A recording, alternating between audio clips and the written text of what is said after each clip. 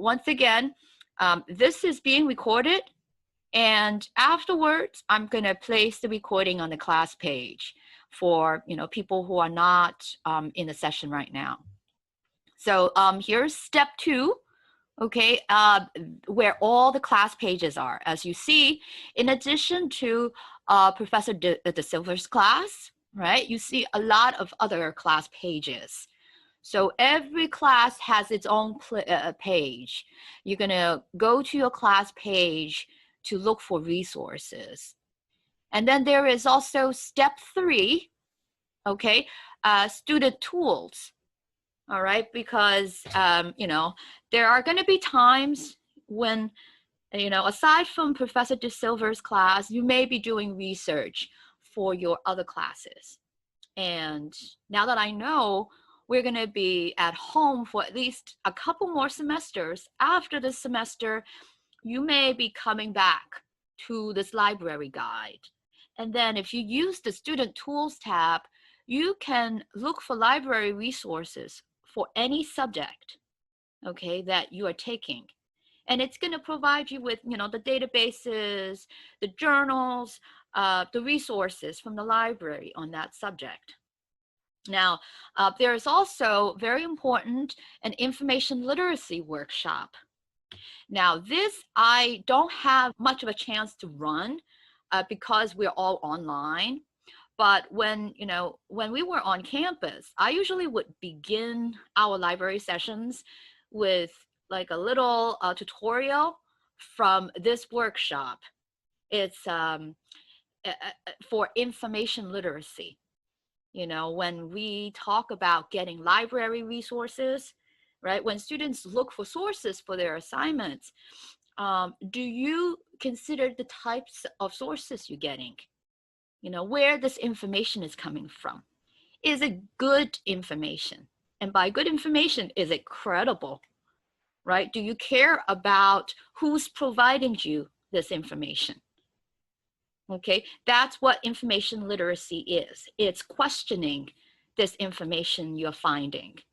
I hope that maybe a little after the presentation on the class page, I can get into this workshop to show you a bit more of, some of the concepts in information literacy. And on your own, you may want to discover all the concepts on information literacy through this workshop. So a lot of good things for research right on this library guide. Do we have any questions before we move on? No. Okay. All right, so let's go to step 1. Step 1 again for first-time users, it's about library access, okay? Let me just bring us down to the screen with everything. So you should see it's about library basics, right, for distance learning students in fall 2020. It is a slideshow. So let's move to the first slide. Now, this slide is about your CUNY login. So this is very new. In past semesters, when I had a library session with Professor De Silva, I would explain to everyone, for you to get to the databases, make sure you know your library barcode. Well, as of this semester, fall 2020, there is no more barcode. Okay, for you to access library resources, what's needed is your CUNY login. And if anyone is asking, well, what is the CUNY login? Well, we placed CUNY login with another system. It's called CUNY First. All right, people should recognize it when I say CUNY First, because it is the system that you register your classes. How did you get Professor De Silva's English 12, right? You were in CUNY First, and you were enrolling in all these different classes.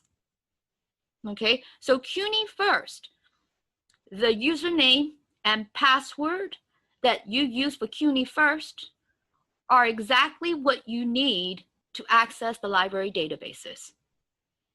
Okay, now it's called CUNY Login, and it is a universal login. It allows you to get into not just CUNY First, but Blackboard, the CUNY portal, a lot of systems. Okay, even the library system now is on CUNY, the CUNY login. So with that, people should know, what is the username? The username, in most cases, it would be, your first name dot last name and the last 2 digits of your Ample ID. And the Ample ID would be on your college ID card. And you're going to look for that number next to your student status, and then look for the last 2 digits of this number. That would be part of that user ID. And then the password is whatever you set when you first created the account. So if you don't remember, again, to go to CUNY First and see, if you've written it down somewhere. On the slide, you'll see a gray button. It says, still not sure? Click here for more information. So if you have no idea what I'm talking about when I say CUNY First or CUNY Login, well, click here. It's going to explain a bit more of this universal login. Okay, at this point, you cannot get away from it because, well, all the technology that the campus is using is responding to this one system. Okay, now let's move on to the next slide. So once, right, you're okay with this login, anytime that you're clicking a link to an ebook, to a database, right, just anything electronic from our library website at home, you will see a screen, like a window on your PC, much like what I have here that I'm sharing with you. It's going to ask you for your username and password. Okay, this is the gatekeeper. It's asking you for, again, that login. And here is where, if you do have these login issues with the account, I provide you with the IT contact information. So this system is run by the IT department. So the best way to find out what's going on with your account, you can email them, right? Or give them a phone call. And I also provide you with a button that gets you directly to their website to open a request, right? So you'll have a technician getting in touch with you. If you have login issues and you contact me as your librarian, the best that I can do is to forward, whatever, information you can give me about your account, your name, those digits on your college ID card. I'm going to forward everything over to the IT department, and the technician will, look into your account to see what's going on. So ultimately, since they run the system, they can look up your record and tell you whatever it is that's wrong or that you haven't done, right? So the best way is to contact them directly with, the various methods that I have here on the slide. Everyone's okay here? Everyone knows what I'm talking about, right? With the CUNY login. Yes. I'm hoping you guys have logged in before. That's how you access Blackboard, I'm guessing, right? Yes, yes. Okay. All right. Okay, wonderful, because that is most important that I want to make sure through our library session, everyone understands. Okay, because you're not going to know how to get into any database if you don't have a CUNY login. So here is the next slide, how to get to the library website. Now, the library website is different from the class page that we will go over. The library website has a lot more. So the library offers a lot of services to everyone, not just students, faculty, members of the Kingsborough community, right? And the way to get to this website, if you're using this library guide, you can always get to the library site right under step 2. You notice immediately under Library Now, you see the first link, it says go to library website. And that's what the slide is showing you, right? That's route 2, getting to the library website. You can also get to the library website, okay, anywhere on the Kingsborough main page. Okay, so this route 1, explains how you can find library in quick links. You open up quick links, find the library option anywhere on the Kingsborough website, and it's going to get you to the library. This one explains, once again, how you get to the library website. Here is a slide that explains our library main page. And as I said before, there are a lot of other services that are available. And here you see a bit of a mock-up of our library main page, but it also provides you with pop-ups on every link on the main page. So if you are curious about what the eReserves does, right? What is this link? You can click on it. If you want to know about textbooks, right? You're going to click on it. And here's a pop-up that explains exactly what that function is on the library homepage. And you also see in the pop-up the link that would take you directly to that particular function on the library homepage. That way you learn a little bit about what the library does and you can get to that service specifically, right? So it's a good way to know, whatever you need from the library. And this is open to all library users, not just the students. The next slide. Okay, so it is unfortunate with what's been happening, right, out there with the pandemic and the way it looks right now. It's going to last for a little bit. Some of you may not know about the campus. You've never gotten to the with the fall semester, never been to the campus. Maybe you don't know about the building, right? So this is a very short video that features the building, right? It's going to show what the inside of the library looks like, what the collections are, where you find these collections, so that once the whole campus reopens and you're back on campus, you're not going to have any trouble looking for our building and getting to those collections for research or anything else. You'll know exactly what to do once we get back. So again, it's on your own. If you want to, watch this video, it's very short. It's a couple of minutes, not too long at all. And finally, our library hours. Okay, so the virtual library is open all 7 days of the week.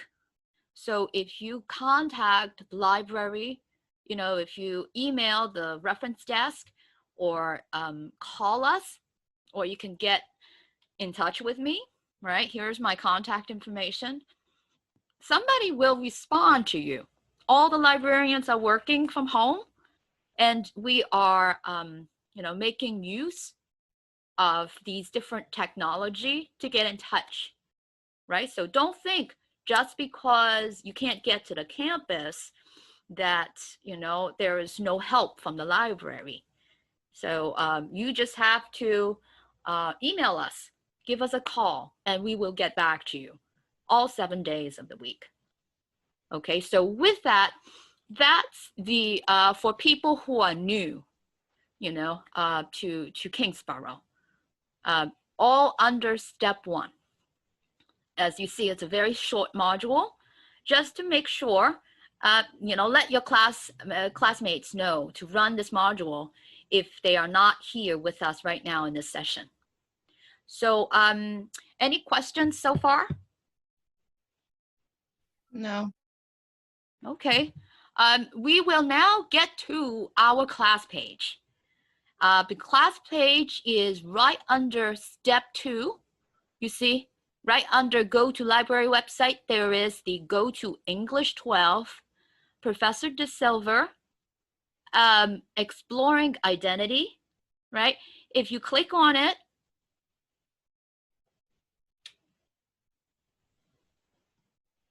here it is, the entire class page. Right, here is the semester again, fall 2020, Professor De Silva, Exploring Identity, Introduction to Library Resources. And here's me as your librarian with the contact information, phone numbers. You can even get the, the reference desk phone number. And right here, there is a red box. It says the virtual library session. That's our session right now. You see the timing, right? This is our session. So since we are recording this whole session, once it's done and I have the recording ready, I'm gonna post that video here, right in the red box. So let your classmates know if they are not with us in the session, right, to come back to this red box on the class page, and then they can benefit from the recording of our session. Okay, so they are not missing a beat if they're not in attendance right now. So let's scroll down. What is this class page about? You're going to see various sections. The first section is on recommended databases. Okay, so you're going to see I'm recommending a few databases for the students doing research for this class. You're going to see the first tab on peer-reviewed journals. If you're looking for journal articles, specifically peer-reviewed journal articles, right? Here are the databases: Academic Search Complete, Humanities Source, Literature Resource Center. You can try any of these. If you're doing primary source research, try historical newspapers, right? When you click on the tab, you see different databases on that category. And then there is also one for e-encyclopedias. Okay, this one allows you to find, encyclopedias, handbooks, reference works, right, on any topic. If you want to get background information on a concept in information literacy, you can get into this database and type in, right, anything that you can think of. And then we'll see if there are, specialized encyclopedias covering just that topic. So it's all here on the databases. You'll see that there is a green button for each section. It says click the video tutorial. If you click on this button, it opens up a YouTube video. It's a very short video. It's about a couple of minutes, and it explains what you need to do to get into these databases. So for students who, let's say, they watch the entire recording, right? But later on, they forgot, exactly what I say in the recording about how you get into a database. And you don't want to begin the entire recording again just to get to that part. Well, just open up the tutorial here, and it has the specific segment on, getting into a database, right? You see that on, again, every section. This middle section, recommended books and ebooks, right? Here is the button that explains what you need to do to read these books. And I'm recommending a few books here. I have Language and Identity and Introduction, Telling Lives, Exploring Dimensions of Narratives, and various titles. These books are very good for the discussions that you have in class, for when you're doing research. Okay, I'm going to make use of one of these or a couple of these so that you'll see you know, how they can be useful for research in the class. But let's just move on and go down to the bottom of the page. Here is the bottom, right, of the class page, and it shows our library catalog. You see this is a search box, right? It says enter your keywords here. And then, you know, you can put in any keyword that you can think of, right? And then here's the search button. Whatever you're typing in, after you click on search, it's going to get into the library catalog with its connected databases, and it's going to search all these databases at once for those keywords.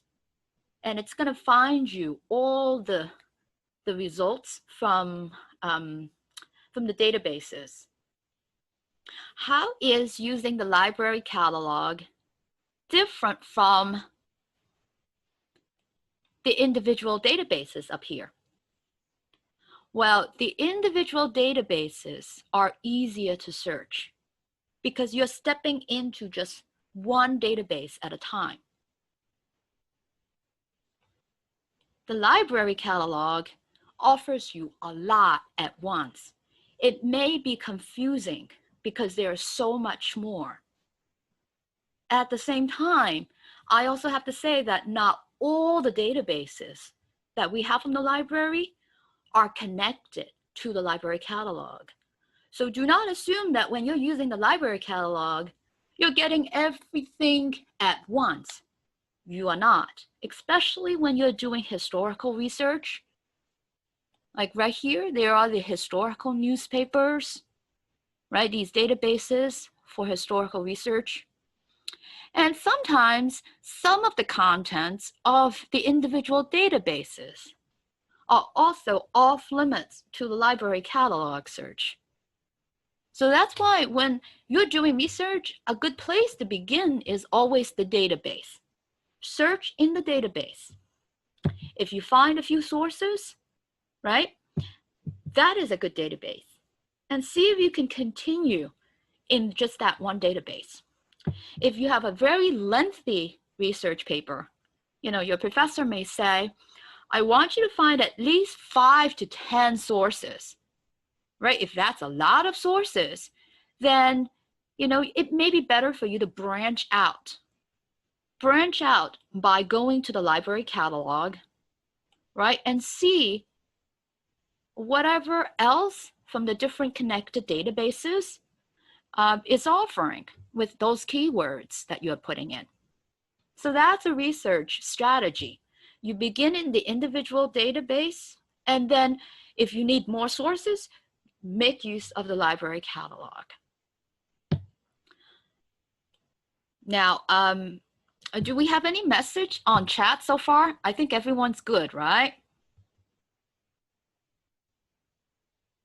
Yeah, so far no one has entered anything else. I'm looking, yeah, nothing. Does anybody have any questions you guys have been able to follow? We've gone through 2 tabs so far, right, Wendy? Yes. Okay. So we're deep into, not deep into it, but we're getting started with what we're going to do in this session and how we're going to conduct our research, right? Yeah. Using the databases. Mm-hmm. So if there is no question, let's make use of the middle section on recommended books and ebooks, because this section, any book that you're clicking on, it's going to take you to its record in our library catalog. And I want people to know what to do when they get into the library catalog. I'm going to use the first book right here. It says Language and Identity, an Introduction, right? So you see that this is a link. Just like, you know, the book cover is clickable, you can click on either one. I'm going to click on the title. And now it's going to the record on the library catalog. And you see that it's loading up. So partially, you know, what the record looks like. You will recognize our library catalog because you see here, right? The school color, it's blue. You see a search box here, and the search box is exactly the same search box, okay, that we have on the class page, the bottom section. So whatever you're typing into that search box, it's going to bring you to our library catalog that looks like this, and it's going to show your keywords, right? And then the results of what they're finding. Here's our book that we are trying to open up, and you'll see it's from the category book. It is a book. You'll see sometimes when you're using the library catalog with your keywords, you'll see the different categories of information. Sometimes you'll see article or map or dissertation or video, audio, all of these different categories up here. Right under the title, you see this description. It says available online. Anytime that you see available online, it means you're going to be able to open up that resource instantly. Okay, you just need to click on it. And you see, it brings us down to a section. It's called View Online. And here's the collection, okay, with the link to the book. This is the Ebook Central collection. Sometimes there are going to be a few collections shown right in the section, right? There are going to be maybe 2 or 3 collections sharing access. Does it matter which collection you click on? No, you can click on any one of them. All you do is just click. And you see now it's loading up off-campus access, right? And if you wait a little bit more, it's going to switch to a different window. And do we recognize this window? Right? This is exactly what I was talking about before on that module, remember? Right? I explained that anytime that you see this window, it's asking you for the CUNY login, right? At this point, if you know the username and password, and I'm going to put in my own,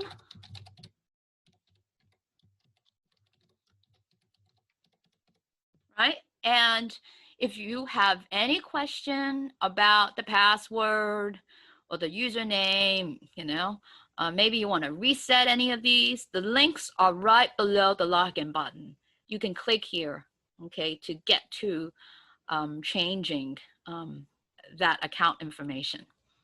But I'm okay, so I'm going to click on login. And if there's no problem with my account, the next thing I would see is the book. And it's loading up the book. You see the book, right? Here is from, again, the Ebook Central collection. You see the name of the collection up top with the banner. And if I scroll down, here's the book, Language and Identity. And if I scroll down further, you see the table of contents. Okay, so how do you make use of an ebook at home, right? You can, when you're doing a search, right, on the library catalog, you're going to see a lot of ebooks. And the way you get into these ebooks will be exactly what I'm showing you right now. You scroll down to the chapters, right? Let's say chapter 2, Identity, the Individual, and the Group. You see this is a clickable chapter link, right? I can also expand on this chapter with the subsections link. I can click open, and here is where I get the subsections of the chapter, right? Identity, personal, and social, right? And they are all clickable. So I can just click, and here is where I get immediately into that subsection of the chapter. Here is identity, personal, and social. So that's how you would read any ebook. You pay attention to the table of contents and see what the chapters are and where you want to dive into the book. and just click on the chapter to get in.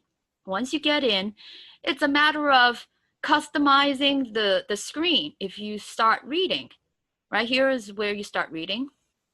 I may want to make it a little smaller. There you go, right? So that I have the whole page in front of me, right? And there is the menu bar up here. And the menu bar is very useful for students because as you're reading the passages in this chapter, you may decide, I like this, book as my source. I'm gonna talk about, some parts of this book in my essay for Professor De Silva, right? And if that is the case, right, you may want to download, that particular chapter as a PDF so that you don't have to go through the motion of finding this book again and getting to the, the book record with the link from the connection, right? You don't have to worry about that. You could just, use the PDF. If I go back to the book record, you see the book record for this ebook. Here is right below the title, you have a section called Send To with the different tools. One of them is called citation. If I click on citation, it produces the citation in the citation format specified. This is MLA, right, for the book. So if you decide, I want to mention this book as a source, right, for a paper, right, this is where you copy, right, copy the citation. And at this point, if you have Word open, if you have Google Docs open, you're going to paste this citation to that document. When you're in the book, let's bring us back to the book. I'm flipping between screens. Here's the book, right? Here is where you do the chapter download. You can also get the citation from the menu bar. You see there is a similar tool here. It says Get Citation, has the same quotation mark. You're going to click on it. And here's the citation in MLA. You can open up the drop down and choose other citation formats if you have to, but it's usually, the default is MLA. So here is where, once you have the citation, you're going to have to, for this tool, you have to manually highlight the citation and then do the copy and paste command. You see, copy, right? So depending on where you are, the tool is always somewhere on the screen. You'll find that tool to create the citation. Anytime that you are using a library database, a library catalog, you see the student tools that help you, citation is always one of them. Okay, so if we... if I could add that this is really important because it'll save you time when you're creating the works cited page because it'll give it to you already formatted in the right way. If you notice right now on the screen, you'll notice that it's got a hanging indentation, right? Which is a requirement for the MLA works cited page. So you wouldn't have to worry about formatting. And also when we learn to do an annotated bibliography, this will be helpful because you could save the information, and whether or not you're going to use it later is up to you, but at least you have it and you have it already formatted. So it's really, really useful. It is very useful. And as Professor De Silva said, it saves you a lot of time. If you, let's say, you are not using a library database, you're using something else, right? I don't want to mention it, but people do use Google. If they use Google, you're going to have to find some way of getting the citation, right? And you're going to have to create that citation yourself instead of, using a tool right from the library catalog. And you're going to have to respect all the rules for creating the citation in the right format. Now with that, I also want to add in that always give the citation that you're copying, a checkup just to make sure things are all correct. Because at this point, the library catalog has so many databases connected to it. And depending on the metadata of certain items in these databases, not everything is updated accordingly. So always don't just assume, okay, I'm going to do a copy and paste and that's it. Give it, a last minute checkup to make sure, hey, this is a book, right? And everything is in the right style. In most of the cases, it is, but you can never be sure, right? So just give it a last minute checkup. And if it's all right, you can move on and you get to your other source. I also want to move down on this page. Okay, this is the record for the book. And you see here, there is, a section on details. It gives you information about the book. And here, you're going to get something called subject links. You see subject links right here? So let's say you're doing research and you find this book. And this book is really good because, again, from that chapter, it looks like this is a very useful book for my essay. And I would like to find related sources similar to this book. You can use these subject links. You can click on any of these subject links. It's going to find all the related sources, again, from the library catalog, having to do with, let's say, group identity, right? Or identity politics, right? Any of the clickable links right on the record. So let us, just go back to the class page. The book that we just opened up is the first one, right? On language and identity. And we were looking at the record of the book on the library catalog. Okay, and I was showing students how you can do additional research if this book is useful to you. You see all the other books that I'm recommending, they're all on the topic of identity.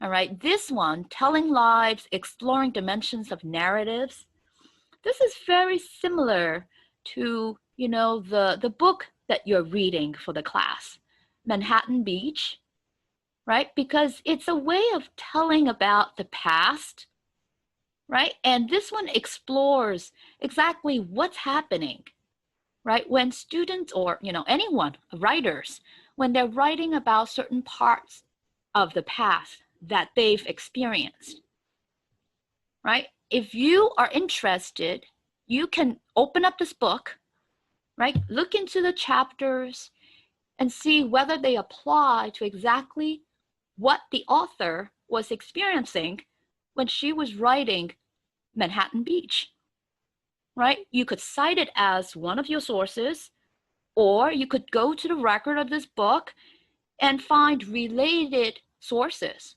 on just this technique of doing historical research. So very useful books that I'm recommending, right, on that topic of identity. Now, I'm gonna now, since we just explained how you're gonna open up a source from the library catalog, I'm gonna go up, right, and now do a database search, right? Because remember, from the very beginning, I said a really good way to begin research, instead of diving into the library catalog, do the single databases first. It's easier. So with that, I'm going to do a database like Academic Search Complete. You see, it's right under peer-reviewed journals, right? There is this database. If I click on it, this is the screen. This is the screen for Academic Search Complete. Notice that we are not putting in the CUNY login, right? No username and password. It's a time saver. Once you put in the username and password, it remembers, your information, at least for the duration of the sitting. So, while you're doing research, you may be jumping, as I am, from database to database, from book to another book. So you don't have to enter the login each and every time. It's going to remember it. But, give yourself an hour, a couple of hours, and you come back to the PC, or maybe you shut down the PC and you return to it tomorrow. That's when it's going to ask you for the login again. Okay, so it can only remember it temporarily for a little bit of time.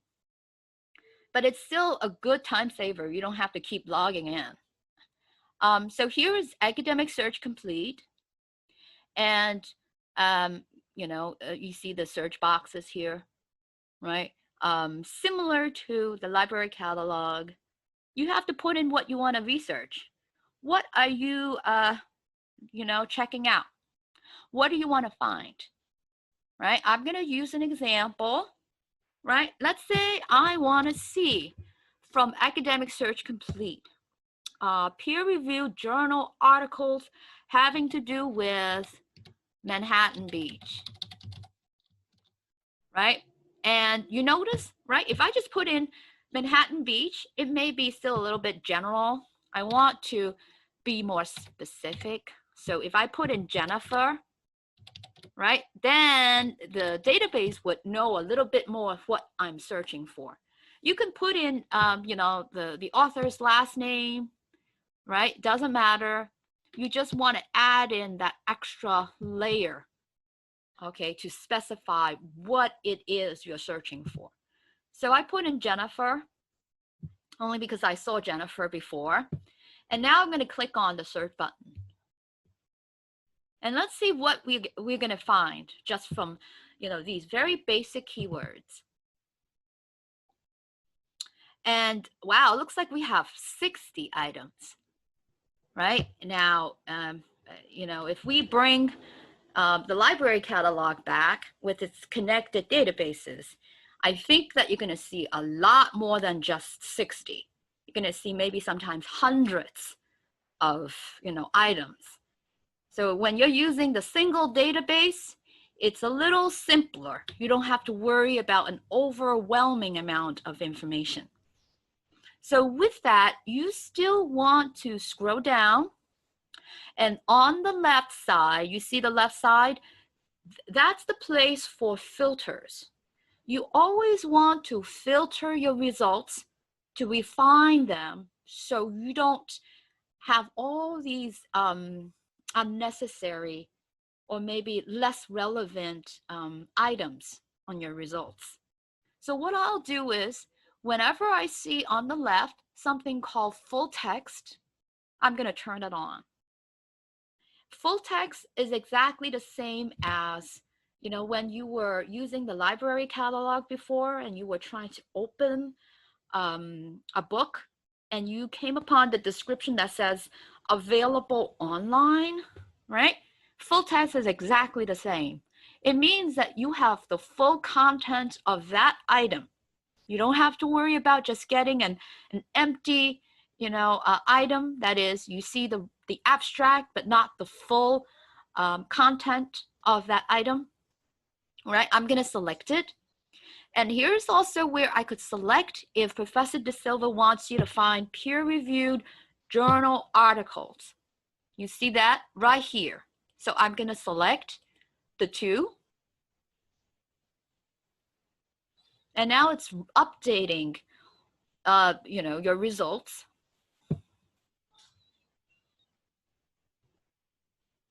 Let me just set full text on.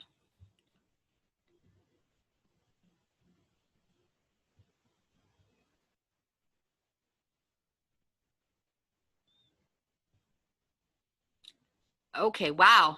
All right, so once I turned the two filters on, suddenly the results came down to a very manageable 9. So you can decide as you're looking at these 9 journal articles, okay, how to make use of these, because these are what other scholars have written about Jennifer Egan's book, Manhattan Beach, right? They're going to discuss different aspects of the book that are valuable to them, right? So, you know, you could decide, let's say, the first one, the second one, the third, whichever you're interested in. Okay, so let's say I, you know, have this article here and I want to know about it. You can click on the title to get you to the record the same way that the library catalog does. You click on the title, it brings you to the record. And here's the record in the database. It offers you the abstract along with subject links, right? And then if you want to get to the article itself, on the left, you see it says linked full text. Sometimes it says full text PDF, right? You're going to click it. And now it's going to get you to the content of this piece. And hopefully it doesn't take too long to load up. There we go.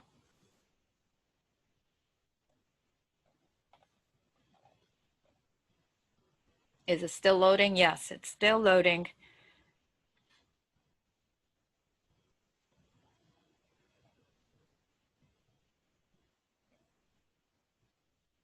Now, oh, this is just showing me the references. Linked full text.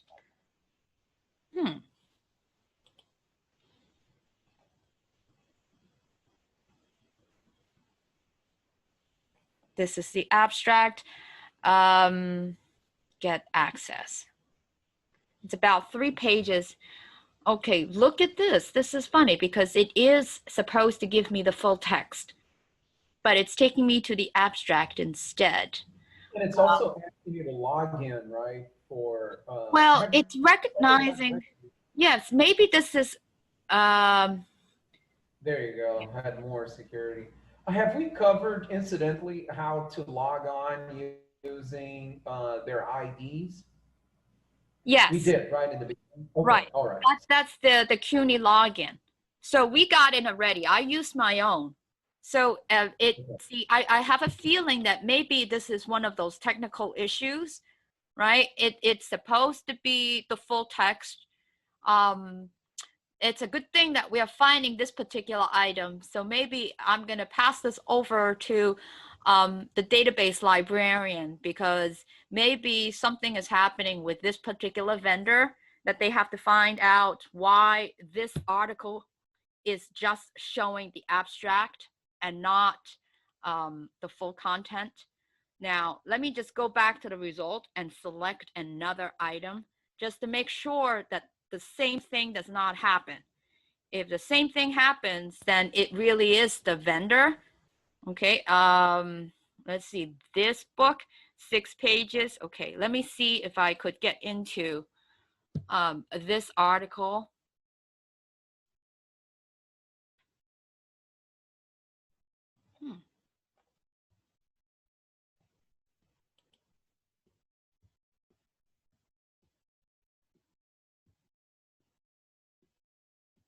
Okay, so here is the, and I'm going to click on linked full text again.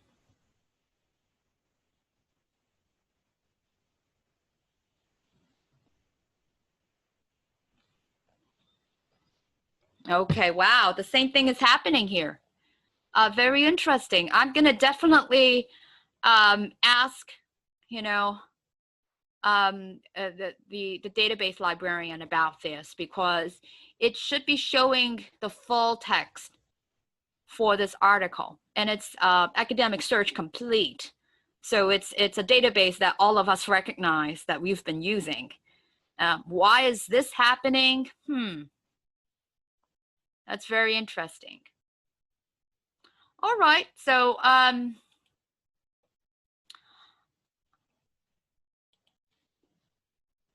let's just get back to academic search complete, the interface, right? And I'm going to pass this over to the database librarian afterwards. But in the meantime, okay, don't let our search bother you. It is a very good database for as far as, you know, checking on scholarly journal articles. Maybe right after, you know, I sent the information over, the, you know, this problem is already fixed. And that by the time you guys, when you're logging into this database, you're not going to see that. Because normally you would have the direct, you know, PDF to the article, and you would be able to see everything.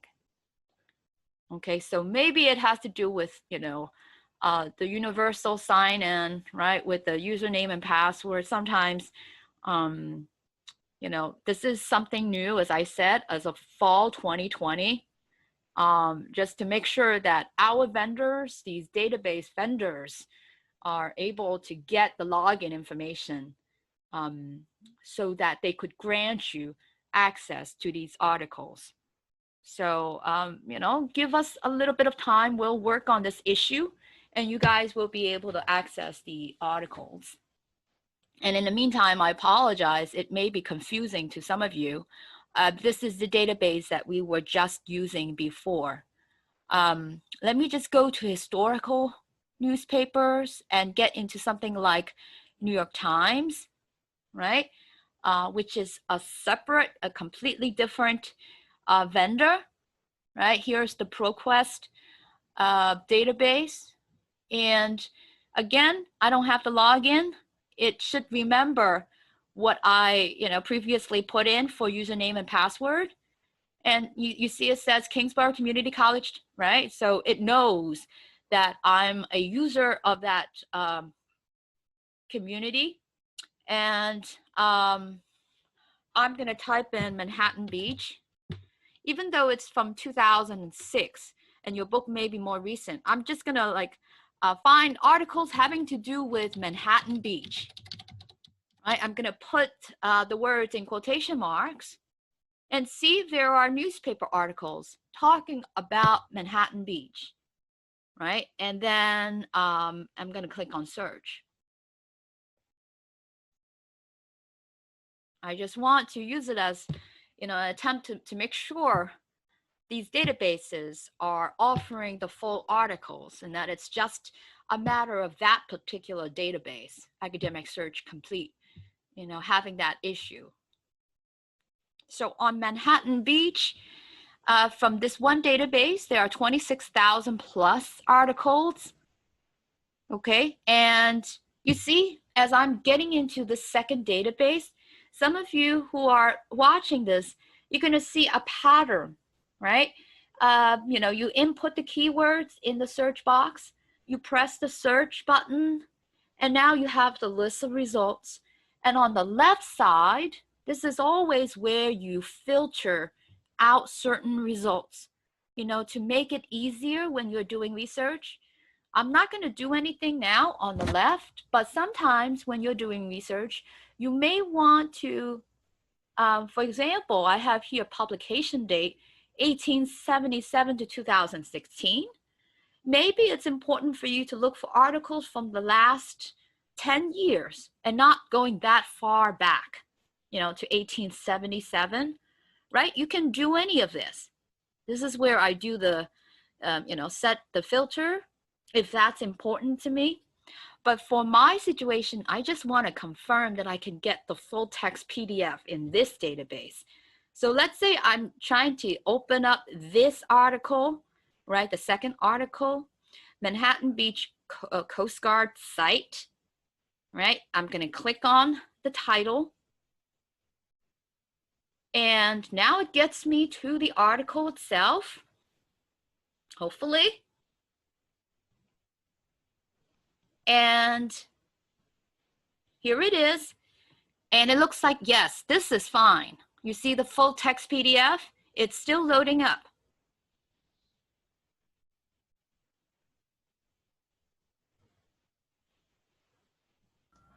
There we go. Yeah, we got full access to it. Yes. So you can read it all. So, and here is The platform is a different platform from Academic Search Complete. The tools for student research are available, right? You see, you could download the PDF just like that ebook. You can cite it, right?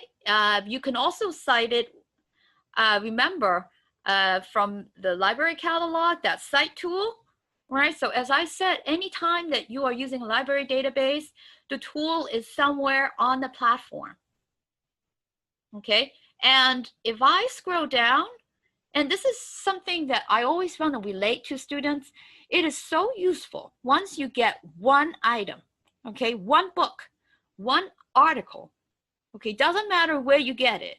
The great thing about the database, a library database or the library catalog, look to the side, you will always see either subject links or, as I see on my screen, related items. You see, right? Now I have related articles from the same database having to do with this particular item. And if I need to find more sources, this is where I could click on some of these items and get these additional items. Okay, this is very different when you're doing a Google search. When you're doing a Google search, first thing is, you're just going to be looking at the article, the title of the article. It's not going to tell you where it's coming from. You have to kind of find the answer yourself, right? Where is this article coming from? Is it a website? Is it a newspaper? Is it a journal? If it's a journal, is it a peer-reviewed journal?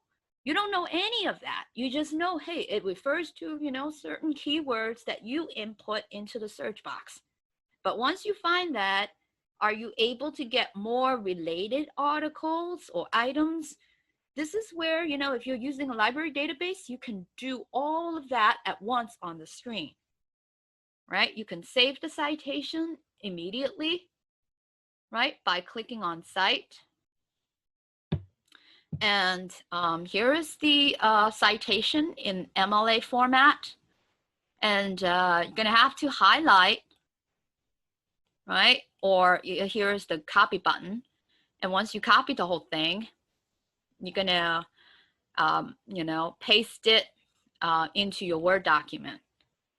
And as Professor De Silva said, here is the citation already in a hanging indent for you to, either add in your notes for the bibliography or maybe the entire citation on the works cited page.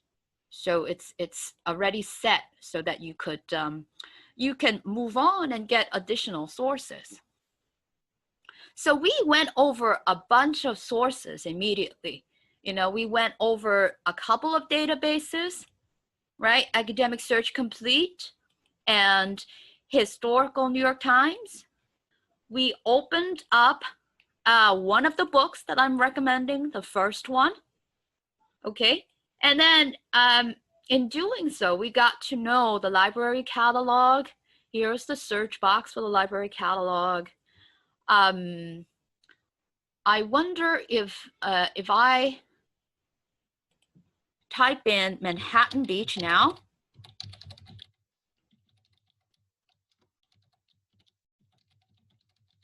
right? And see now from the library catalog, the number of results. So here is the loading process, but as more and more of the screen is showing up, you see 422 results.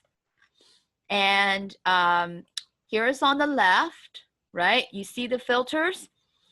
And similar to Academic Search Complete, your full text online, your peer-reviewed journal articles, these are the filters for them. And different from the database, however, there is something called currently on shelf. You see this one for the library catalog? Now, very interesting because we're all sitting at home. We cannot get to the building. The campus is closed. The last thing you want is to see results that are found on the shelf because you can't get to them. So this is where, as a filter, you may want to just click on, the box right behind it, right, to say exclude the currently on shelf from the 422 results. So now you see the Manhattan Beach, a novel book that's in the library, that's going to exclude that item from the list of results.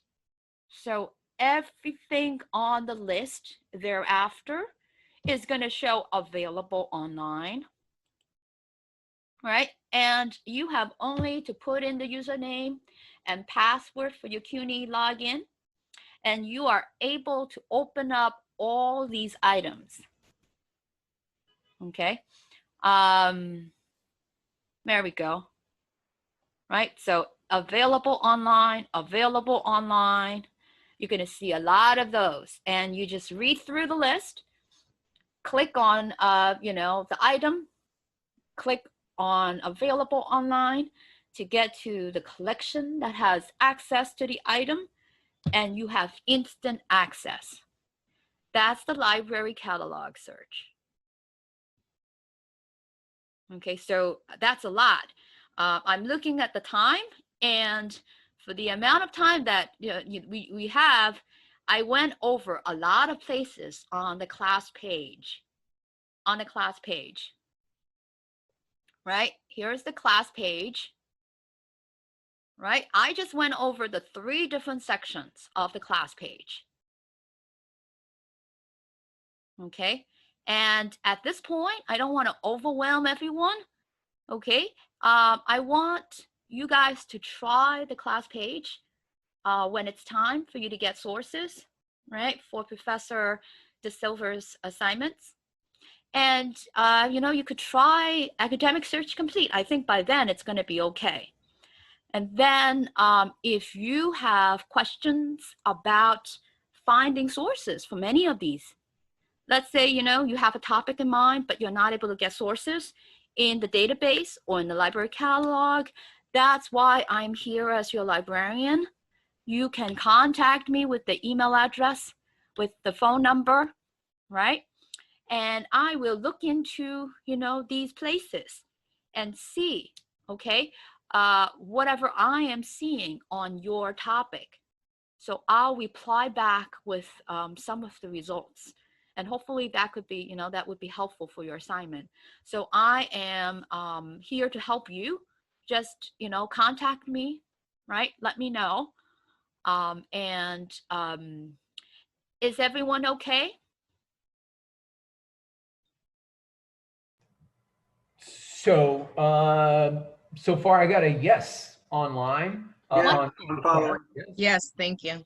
Wonderful, wonderful. So I know this is pretty overwhelming. I mean, for a session that tells you about, what the library has available, even, a short session like this, just jumping into a couple of databases, it's overwhelming if it's new to you, right? So I hope that, the session is a beginning. It's a way of letting you know, hey, the library is open.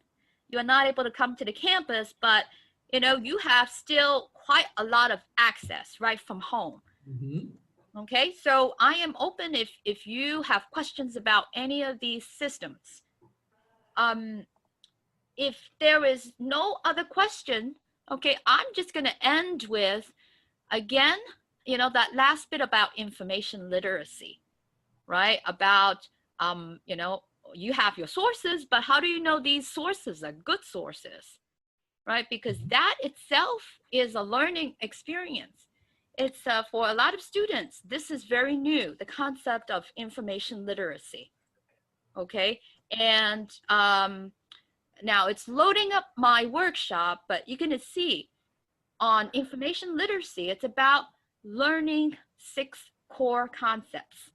I don't have the time to get into these concepts, but on your own, if you come to this workshop and you click on any of these, some of them will tell you about the information cycle. And when I mentioned peer-reviewed journals, right, why it's important to get peer-reviewed journals, right? Core concept 1, on authority, right? What is meant by authority, right? You can run this video. Again, it's a very short video, but if you turn on some of these videos, get to know the concepts, they allow you to think about the sources that you will be finding. So I guess, this is a good place for us to end the session on.